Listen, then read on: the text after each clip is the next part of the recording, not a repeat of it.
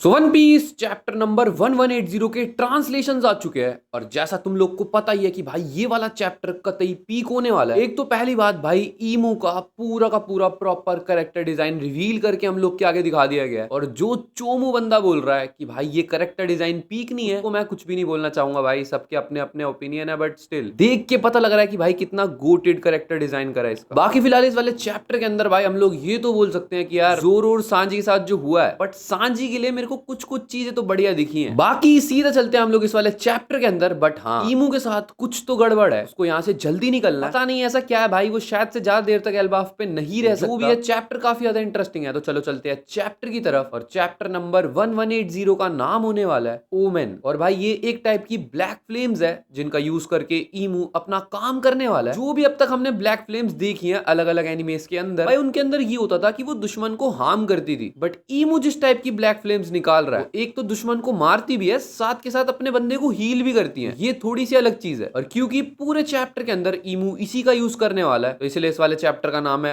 Women. और हाँ, इस वाले चैप्टर के अंदर एक कवर रिक्वेस्टेड पेज भी है जहां पे वेगापंक भाई अपने नामी के जियस को भाई कुछ ट्रेन वरेन करके कुछ बढ़िया तरीके से बना रहे हैं जिससे वो अब कैंडियो की बरसात कर सके, मतलब टॉफियां फेंकेगा भाई वो। तो हाँ, ये सब चोपर के लिए करा जा रहा है। बाकी चलते हैं अब अपने पीक चैप्टर की तरफ। ईमू इस टाइम पे उसी ऑरेस्ट कासल की छत के ऊपर होता है भाई। यहाँ पे हम लोग को दिखाया जाता है सारे के सारे जो भी घर आसपास में हैं वो सब के सब किसी टाइप का गाना गा रहे हैं। नेक्स्ट टिपल देखते हैं, ईमू वहां से थोड़ा थोड़ा गायब हो रहा है और देखते ही देखते ईमू एक सेकंड के अंदर नीचे उतर जाता है वहां से। यहाँ पे सारे के सारे जायंट्स देखकर शॉक्ड है। अब हम लोग को देखने को मिलता है वो पैनल जिसमें ईमू का पूरा कैरेक्टर डिजाइन रिवील करके दिखा दिया गया है भाई। उसके हाथ पे, पूरी बॉडी पे व्हाइट कलर के डॉट्स वगैरह हैं। उसकी पूंछ भी हम लोग क्लियरली देख सकते हैं। बाकी सब तो ठीक था, बट भाई जो ये 3 स्कल्स देख पा रहा हूँ ना भाई मैं, इसके बाद सारे के सारे बोलने लगे कि इसका कुछ ना कुछ रिलेशनशिप तो ब्लैक बियर्ड के साथ बनेगा। और जो भी ये स्कल्स वगैरह है उनके सर में खोपड़ी को सिला विला हुआ है। साथ के साथ अगर हम ध्यान से देखें तो 3 रिंग्स भी दिख रही है उसके क्लोथ के ऊपर, और वही ब्लैक कलर का डेमोनिक ऑरा जो कि उसके साथ साथ साइड में भी घूम रहा है। भाई हम लोग को यही दिखाया जा रहा है कि कैरेक्टर डिजाइन बहुत ही क्रेजी है। यहाँ पे ईमू उतरने के बाद सबसे पहले यही पूछता है, पहले तुम सालों मेरे को ये बताओ कि यहाँ का राजा कौन है। यहाँ पे इतने में ही डोरी एंड ब्रोगी बोलने लगते हैं कि भाई पहले तो तू ये बता तू है कौन। और असल बात तो ये है कि यहाँ पे अभी कोई भी राजा नहीं है फिलहाल में। यहाँ पे इतने में ही ईमू का ध्यान जाता है जर्ड की तरफ जिसने कि भाई सोमर्स को पकड़ा हुआ है। अभी ईमू का सिर्फ ध्यान गया था और बिल्कुल नेक्स्ट सेकंड के अंदर हम लोग देखते हैं कि जर्ड की उंगलियां कट चुकी हैं। जर्ड इस टाइम पे इस चीज को देखकर रिएक्ट भी नहीं कर पाई है, वो कुछ भी नहीं कर पाई है। तुम लोग ये समझने की कोशिश करो कि भाई हम लोग को दिखाया भी नहीं गया कि हुआ क्या है। जर्ड खुद नहीं समझ पा रही कि उसकी उंगलियों को क्या हुआ, उसको दर्द तक महसूस नहीं हुआ। इतनी तेजी में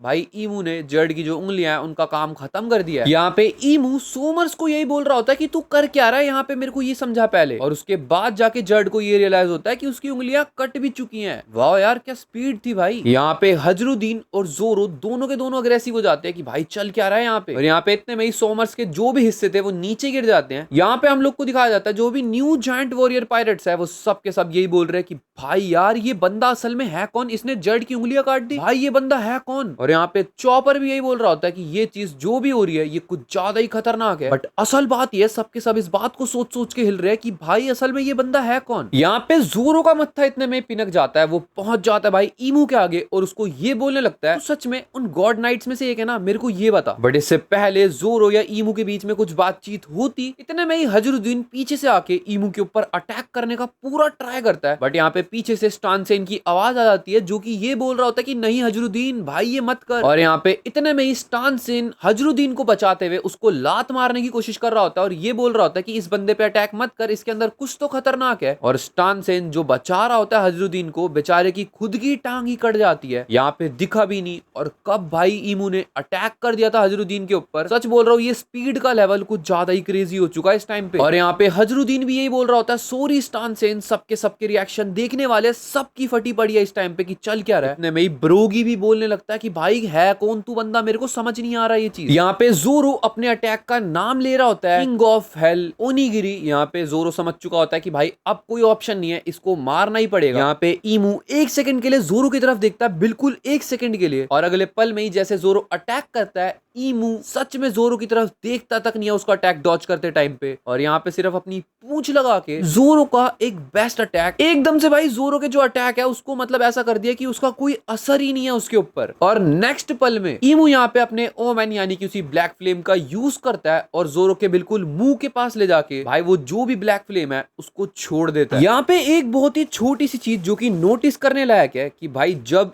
ईमू जोरो के ऊपर अटैक कर रहा था, जो ब्लैक फ्लेम्स थी वो उसके हाथ में ही चिपकी पड़ी है, ईमू के हाथ में, और जो भी वो ब्लैक फ्लेम्स थी ओमेन नाम की, उनके आसपास में भी ब्लैक क्लाउड्स आ चुके हैं। यहाँ पे चॉपर की भी फट जाती है कि भाई जोरो का ये हाल हो चुका है। इसके बाद ईमू के ऊपर अटैक करने आ रहा होता है हजरुद्दीन। यहाँ पे हजरुद्दीन अपने आप को रोक नहीं पाता, वो अटैक करने की कोशिश करता है, बट ईमू यहाँ पे दोबारा से ओमेन का यूज कर रहा होता है। बट सीन ऐसा है कि इस बार जो ओमेन है उसका हम मुंह वगैरह देख सकते हैं, मतलब वो जो ओमेन है उसके अंदर भाई कुछ तो बाहर आ रहा है। ये अजीब सा क्रिएचर टाइप का है जो कि खतरनाक लग रहा है और हजरुद्दीन की देखकर फट चुकी है। और यहाँ पे जैसे ही ईमू उसको छोड़ता है एक बहुत ही मासिव सा एक्सप्लोजन होता है। पूरा का पूरा एल्बाफ इस टाइम पे शायद से इस चीज को सुन पा रहा होगा। हजरुद्दीन की हालत हम लोग को दिखाई जा रही होती है, कुछ ज्यादा ही खराब कर दिया ईमू ने। और यहाँ पे सोमर्स अपने आप को ठीक नहीं कर पा रहा होता, जिसके बाद हम लोग को दिखाया जाता है ईमू वही ओमेन यानी कि ब्लैक फ्लेम्स का यूज करके सोमर्स को ठीक करने लगा है। यहाँ पे वो ब्लैक कलर का डेमोनिक ऑरा सोमर्स के ऊपर भी आ चुका है और यहाँ पे सोमर्स बहुत ही ज्यादा खुश हो रहा होता है कि वाओ यार ओमेन अब मजा आने वाला है, मतलब इसको पता था ओमेन के बारे में। यहाँ पे हम लोग को दिखाया जाता है वहां के लोग यही बात कर रहे होते हैं कि ये ब्लैक फ्लेम्स असल में है क्या, किसी को कुछ समझ में नहीं आ रहा। और यहाँ पे ईमू बहुत ही बैड एस लग रहा है इस टाइम पे सीन के अंदर। यहाँ पे ईमू यही बोल रहा होता है सोमर्स को कि भाई देख जो भी करना है फटाफट कर, क्योंकि मेरे पास टाइम नहीं है, मैं टाइम वेस्ट नहीं कर सकता। और इसी चीज की बात मैं चैप्टर की स्टार्टिंग के अंदर भी कर रहा था। ईमू इस टाइम पे एल्बाफ के अंदर जो भी करना चाहता है उसको बहुत ही जल्दी जल्दी कर रहा है। जोरो को भी भाई लाइक एक पैनल के अंदर ही निपटा दिया, हजरुद्दीन को भी एक पैनल के अंदर निपटा दिया, या फिर मैं सच बताऊं तो एक ही पैनल के अंदर दोनों को निपटा दिया। और यहाँ पे हम लोग को दिखाया जाता है ईमू के इतना बोलते ही सोमर्स भी वहां से उड़ के गायब हो चुका है, यहाँ तक कि ईमू भी उड़ के गायब हो चुका है। और वो जो भी घर अपने डेमोनिक फॉर्म में आ चुके थे, वो जो पागलों की तरह हंस रहे थे, यहाँ पे हम लोग को दिखाया जाता है कि वो घर सारे के सारे ठीक हो चुके हैं वापस से, यानी कि ये सब के सब ईमू के डेमोनिक ऑरा का फर्क था। यहाँ पे सबको बोल रहा चोपर जोरो को और बाकी सबको जिनको भी चोटें वगैरह लगी पड़ी है कि भाई सबके सबको इस वाले रूम के अंदर लेके आओ ताकि चोपर उनका ट्रीटमेंट कर सके। और यहाँ पे जारुल पूरे के पूरे एल्बाफ के अंदर ये स्टेटमेंट फैला देता है कि भाई देख लो, मेरी बात को सुन लो, एक ऐसा बंदा एल्बाफ के ऊपर आ चुका है जो कि गॉड नाइट से भी बहुत ही अलग लेवल पे है। मेरी बात को ध्यान रखो सारे के सारे,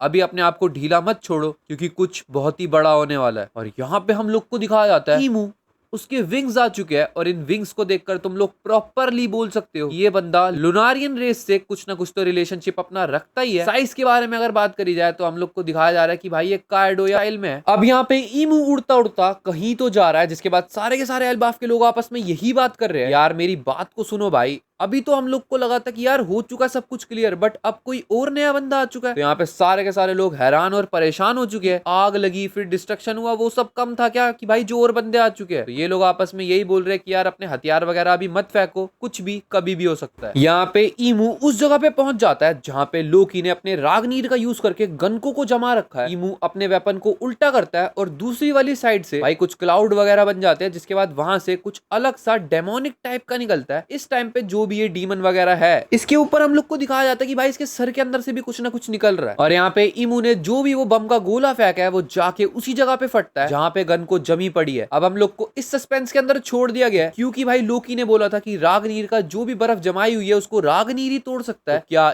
ईमू का ये वाला अटैक उस बर्फ को तोड़ पाएगा? अभी ये हम लोग के लिए सस्पेंस है, बट मेरे को नहीं लगता कि ये बर्फ को तोड़ पाएगा। बट स्टिल अगर ईमू ने इसको तोड़ दिया तो सबको भाई यार ईमू भाई मतलब इसके आगे तो कोई कुछ है ही नहीं, फिर ऐसा हो जाएगा। यहाँ पे सीन आता है गबान की साइड पे और यहाँ पे हम लोग को सिर्फ इतना बोलने के लिए दिखाया गया ओडा सेंसे के द्वारा कि भाई गाबान यही बोल रहा है। गॉड वैली के ऊपर भी उसने इस टाइप की हाकी को सेंस नहीं करा था, यहाँ तक कि आज तक कभी उसने इस टाइप की हाकी को सेंस ही नहीं करा है। यहाँ पे सीन आता है वालरस स्कूल की तरफ जहाँ पे लोकी, लूफी और रागनीर है और लूफी यही बोल रहा होता है कि भाई सब का सब तो यहाँ पे जल चुका है, बट लोकी यहाँ पे यही बोल रहा होता है कि यार फ्रोजन होने से तो ज्यादा ही अच्छा है क्योंकि भाई जो भी लिलिथ ने यहाँ पे जो भी आग वगैरह थी उसको बुझा दिया। तो लोकी वगैरह का मानना है कि भाई जो भी हुआ यहाँ पे अभी फिलहाल ठीक है यहाँ की सिचुएशन। बट सीन ये है कि लोकी, लूफी और रागनीर तीनों के तीनों ठूस रहे होते हैं और लोकी यहाँ पे यही बोल रहा होता है कि भाई फटाफट लूफी अपनी एनर्जी को फ्यूल कर ले क्योंकि सीन ये है कि एल्बाफ के ऊपर कोई तो ऐसी ताकत आ चुकी है जिससे हम लोग को फाइट करनी पड़ सकती है। और यहाँ पे लूफी भी यही बोल रहा होता है हाँ भाई कुछ तो खतरनाक यहाँ पे होने वाला है। यहाँ पे नामी आती है और वो यही बोलती है कि यहाँ पे क्या कुछ खतरनाक हुआ है, बट जिसके बाद जिन में बता रहा होता है कि भाई यहाँ पे एक अदर टाइप की हाकी हम लोगों ने सेंस करी है, मतलब कहा जाए कि हो सकता है कि ये कोई और गॉड नाइट है, बट जो भी ये हाकी की है वो उन सबके लेवल से कुछ अलग ही लेवल की है। तो यहाँ पे सबको ये तो सेंस हो चुका कि कोई नया खतरा आ चुका है। अब इतने में जितने में जिनबे को समझ में आता है कि भाई यहाँ पे जो भी गॉड नाइट्स वाले हैं वो अगर और आ चुके हैं तो इसका मतलब इन लोग का टारगेट होगा किलिंगम को बचाना। इतने में ये लोग इस चीज को एनालाइज करते ईमू ने यहाँ पे अपने ओमैन को किलिंगम को दे भी दिया है और वो बहुत ज्यादा खुश हो चुका है। वो हंस रहा है बहुत तेज तेज की और वो यही सोच रहा है कि भाई थैंक यू ग्रेट वन मेरे को ओमैन से बचाने के लिए। यहाँ पे सांजी यही बोल रहा होता ईमू को कि भाई तू है कौन। और यहाँ पे इससे पहले कुछ हो यहाँ पे जिनबे बोल देता है सांजी एक बात ध्यान रखियो कि ये बंदा जो भी है ये बहुत ही ज्यादा खतरनाक है। और यहाँ पे हम लोग को पूरा प्रॉपर सीन दिखाया जाता है जैसे ही ईमू वहां पे पहुंचता है भाई उसका पूरा ब्लैक ऑरा उसके साथ में ही चलता है हर टाइम पे। और उसकी एंट्री तक जब हम लोग बोल सकते हैं कि भाई एनीमे में हम लोग देखेंगे कसम से भाई मजा आने वाला है। यहाँ पे जो भी ईमू कर रहा है किलिंगम को फ्री वगैरह इसको देखकर सांजी बहुत ही ज्यादा गुस्से में आ जाता है। वो बोलता है अबे तू है कौन जो इनको फ्री करने में लगा पड़ा। और यहाँ पे सांजी दे के ईमू के ऊपर लात मारता है। यहाँ पे ईमू उसकी लात को डॉज कर देता है बट उसके बाद अब सांजी को पता लग गया है कि उसके साथ कुछ बहुत ही गलत होने वाला है। जिसके बाद जो सांजी का रिएक्शन है वो ही देखने वाला है जिसके अंदर साफ साफ पता लग रहा है वो बोलना चाह रहा है भाई ये क्या हो रहा है मेरे साथ। और यहाँ पे दे के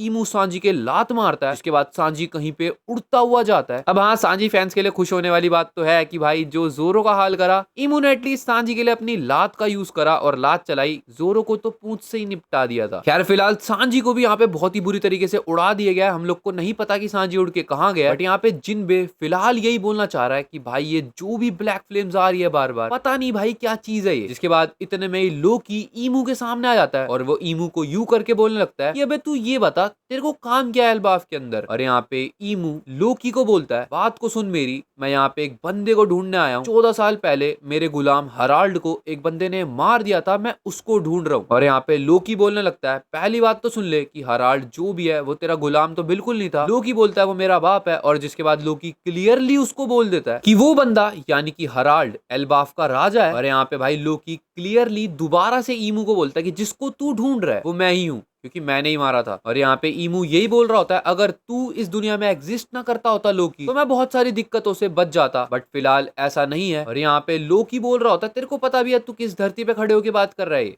एल्बाफ, थोड़ा सा सोच समझ के बोलियो। क्योंकि यहाँ पे लोकी ईमू को ये बताना चाहता है कि यहाँ पे एक से एक वॉरियर्स रहते हैं। और यहाँ पे लोकी ईमू को बोलता है अबे चोमू जा चला जा। यहाँ पे जिसके बाद ये वाला बहुत ही क्रेजी और पीक चैप्टर यही पे एंड हो चुका है। यहाँ पे अगले हफ्ते तुम लोग को बता दूं कि कोई भी ब्रेक नहीं है। और सबसे मस्त सिनेरियो तो ये है भाई ये चैप्टर खत्म हो चुका है बट अपनी वीडियो नहीं। सबसे पहली चीज जो कि देखने वाली है वो है ईमू का कैरेक्टर डिजाइन जो कि बिल्कुल सिमिलर है एनरू से। अब मैं ये नहीं बोल रहा कि भाई ओडा सेंसे ने एनरू को ईमू का कॉपी बनाया बट हाँ भाई इन लोग के जो कैरेक्टर डिजाइन है और कपड़ों का स्टाइल बाकी सब की सब चीजें एकदम मैच कर रही हैं। और दोनों ही गॉड टाइप एंटिटी हैं। तो तुम लोग समझ सकते हो क्या जा रहा है भाई, किस तरफ जा रहा है इशारा। और दूसरी चीज जो इस टाइम पे सबसे ज्यादा क्रेजी है, ईमू यहाँ पे हमारे मेन कैरेक्टर्स को आके धो रहा है, पेल नहीं रहा भाई, धो रहा है। सोचने वाली बात है ये सब का सब सिर्फ एक ऊसोप नाम के कैरेक्टर की वजह से हो रहा है जिसको हम लोग के हिसाब से एल्बाफ का MVP बनना था और वो यहाँ पे अपने बंदों को ही पिलवा रहा है और खुद लेटा पड़ा है भाई, उसको होश भी नहीं है वो है किस दुनिया के अंदर। तो ऊसोप ने काम तो हम लोग का बहुत ही ज्यादा बिगाड़ दिया। और अब जो कन्फ्रंटेशन होने वाला है लोकी और ईमू का, उसके अंदर मेरे को ऐसा क्यों लग रहा है कि भाई लोकी ईमू का ज्यादा कुछ नहीं कर पाएगा। यार मैं मानता हूँ लोकी बहुत ज्यादा साइज में मासिव है बट सीन ये है कि यार ईमू की स्पीड जो हम लोग को दिखाई जा रही है वो बहुत ही ज्यादा अलग है। बट सीन ये भी है कि लोकी के साथ लूफी भी है। और यहाँ पे एक चीज और भी जो भी नोटिस करने वाली वो ये थी, ईमू के जो विंग्स थे पहले वो हम लोग को नहीं दिख रहे थे बट जैसे ही वो उड़ के गया तो भाई उसके विंग्स एकदम से अपीयर हो गए। तो क्या ऐसा भी हो सकता है कि ईमू जब चाहे वो जिस मर्जी चीज को बना भी सकता हो, या फिर ये सीधा सीधा प्रूव है कि वो लुनारियन रेस का है इसलिए उसके पास विंग्स है बट कैरेक्टर डिजाइन जब हम लोग को दिखाया गया उसके अंदर विंग्स क्लियरली नहीं दिख रहे थे। खैर फिलहाल इस वाली वीडियो के लिए इतना ही। आई होप तुम लोग को ये वीडियो पसंद आई होगी। और हाँ, इस चैप्टर के या पिछले चैप्टर के अंदर मैं डिस्कशन ढंग से नहीं करा था